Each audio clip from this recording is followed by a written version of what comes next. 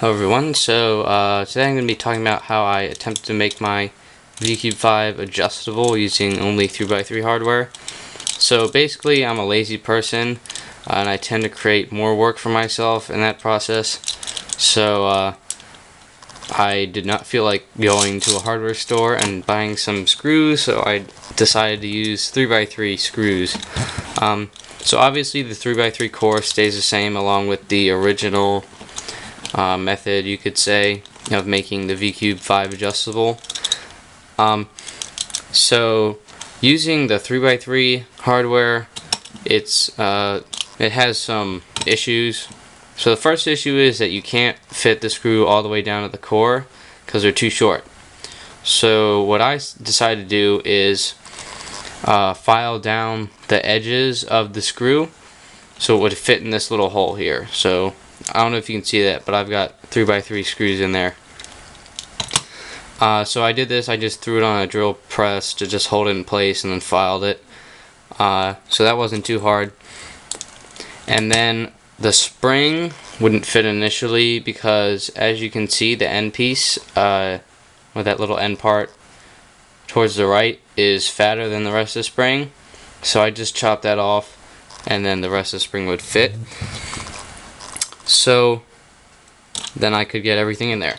Now the advantage I see to this is that you have a lot more space to work with in this inner shaft versus having the screw kind of on top of all this, because I've seen on other V-cubes that are adjustable that obviously there's not a lot of space to work with, so they'll have like the top of the centerpiece is worn into from the screws hitting it, and then that can cause the centerpiece to pop off if it's kind of loose, or you can just tighten right down onto the kind of top part, and both of those just create more friction.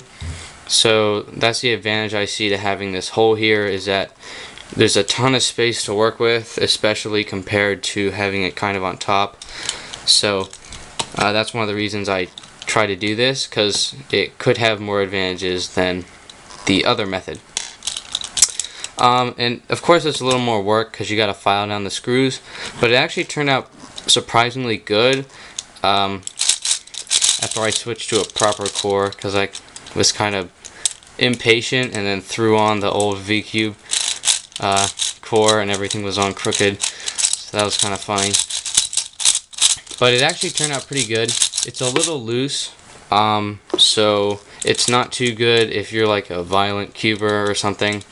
But if you have a more finesse style of cubing with accurate turning, it actually feels really nice.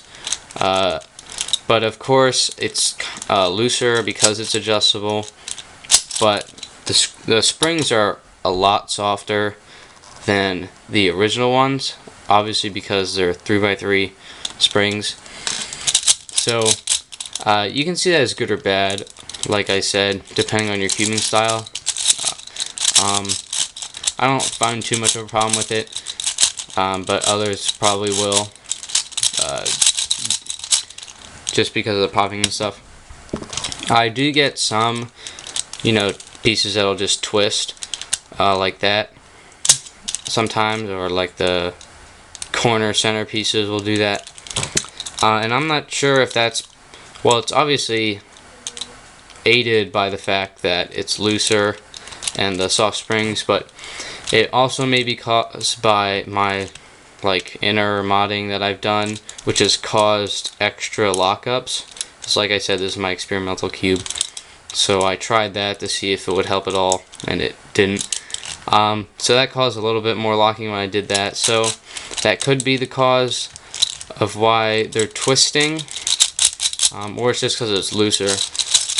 But anyways, with some stiffer springs in here, then it is definitely a superior method because of that added freedom of adjustment.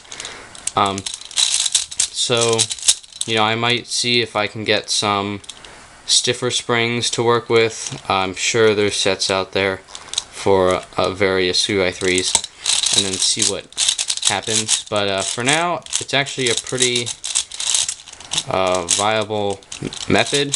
So I advise you to try it at your own risk. But anyways, thanks for watching.